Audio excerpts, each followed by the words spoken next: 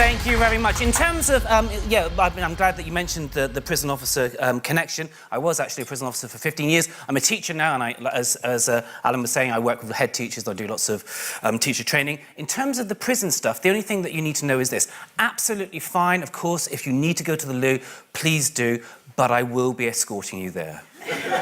I will. And it's free, nail on the head, no doubt about it, definite geniuses. They are. The first genius is Wolfgang Amadeus Mozart. Arguably the greatest composer of all time. I mean, not ABBA good, right? You've got to put it into some perspective here, do you know what I mean, right?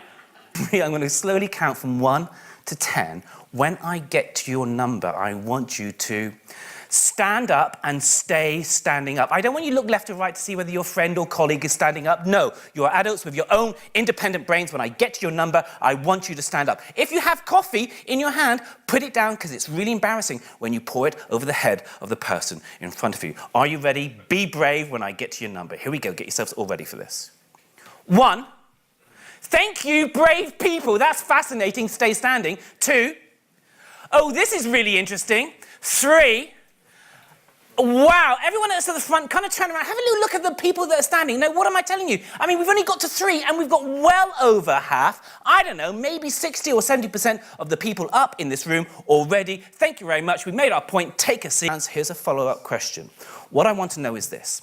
What did you need to do to get good at that seemingly impossible thing? I don't mean what help did you need. No, I don't mean that. I don't mean what things did you need. No, I don't mean that. I don't mean what thoughts in your head did you need. No, I don't mean that. I mean, what did you need to do to get good at that seemingly impossible thing? If you have a one-word answer to that question, put your hand up, keep your hand up, because I'm going to select a few people. Nice and high. So what you need to do? Do it lots. Do it lots over here. Practice. Repetition. Yeah, over here, please. Repeat, sir. Practice, sir. Practice, madam. Sir.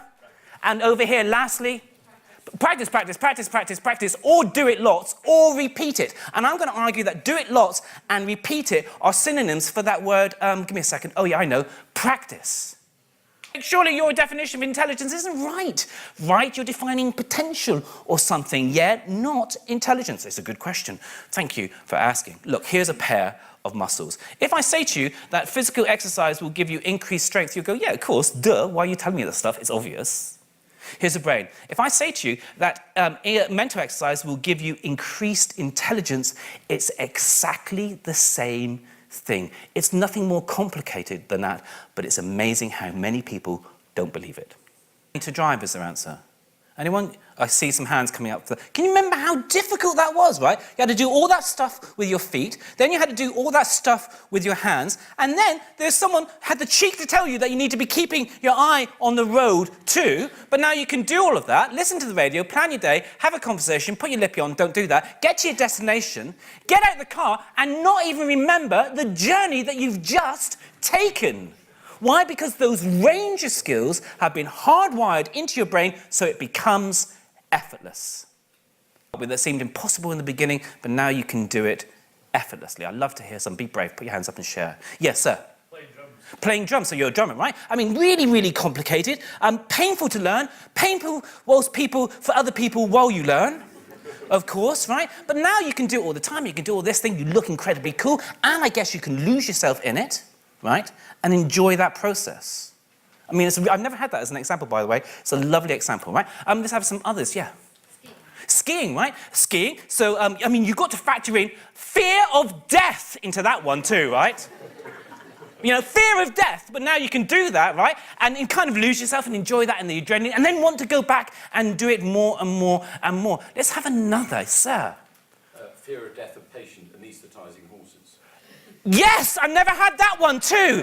Interestingly, hasn't come up much in schools. 2 or 3 times at most, I would say.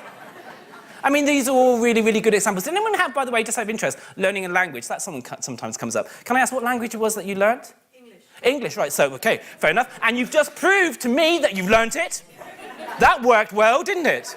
Asked the question, replied in English. Good. What's your original native language, though? German. German, okay. So how old were you when you started learning English? 10. 10. So we'll work on the principle, right, that age 9, you did not know a word of English, maybe kebab or taxi or pizza, something like that, but no other English words, okay? Now, from 10 onwards to this point, so 10 years ago, I'm working this out, you now fluently speak English. Now, here's a question to you. This may go badly. We'll see where we go with this, right? But, okay, do you ever dream in English? Yes, she said, yes, I do. I often, every night. You could have helped me out on that one, can you? Did you have to go with a no? Yes, I do. So, which proves the point. Thank you for that. There was something that I couldn't do age 9, but now I can do it in my sleep.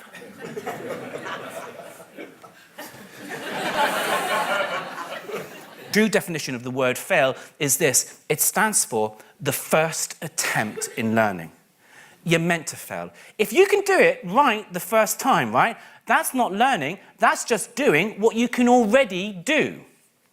But of course, it might stand for the fourth attempt in learning, or the fifth attempt in learning, or indeed the 50th attempt in learning, right? And that's absolutely fine, because every time we fail at something, it's called trial and error, isn't it? It's a feedback loop. It's the principal way that we learn. In fact, right, failure is our best teacher. CV online. Doesn't sound that remarkable, does it? Except his CV, right, was his CV of failures.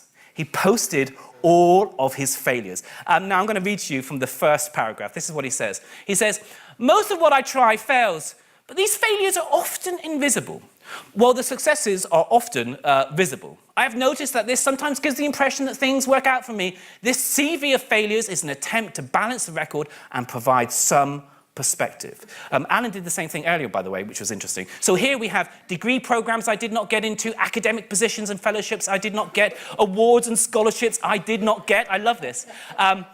Paper rejections from academic journals. Research funding I did not get. This is wonderful. And then he finishes with something called meta failures, right? Let me read that to you. Here's these meta failures. He says, this darn CV of failures has received way more attention than my entire body of academic work.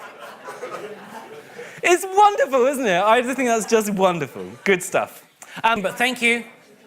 Yeah, so where do fixed mindsets come from? Yeah, kind of share. Where do they come from, these fixed mindsets? Who'd like to share? Go on, shout it out. Where do they come from? They're parents. I heard the word down here. Parents. Okay, look, I'm a teacher, right? I'm a teacher. I told you that. And just for the record, I blame parents for everything. I mean, absolutely everything I do. But of course, I'm also a parent myself. So I blame teachers, right? And TAs and everyone else. I do that. It's those messages that are out there that we somehow interject. So it could be culture, it could be our peers, it could be our, you get the idea. We interject it, we get a fixed mindset that way. But here's the thing, 100% of all babies are born with a growth mindset. 100%. In fact, right, we could argue that they are the literal definition of growth because they are literally in that stretch position on the floor, stretching for that thing that's just over there, and when they get it, they pick it up and they pop it into their mouths. Why? Because they're learning machines. Say that you view effort as pointless, or would they say that you view effort as the... Hold on a second.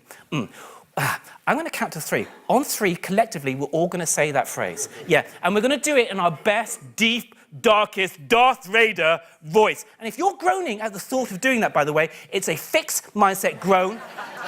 Give yourselves a telling off. Are you ready? On 3, 1, 2, 3. Path to mastery. And feedback.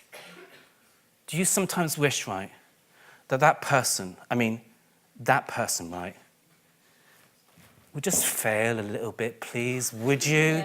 Yeah, absolutely. Just a little bit. Give her some chance here. Or do you go, well, actually, it's an inspiration. If he can do it, she can do it. No. Change it to, I'm failing, yippee, means I'm learning. And that's what I advise teachers to say to Ofsted, by the way. I do.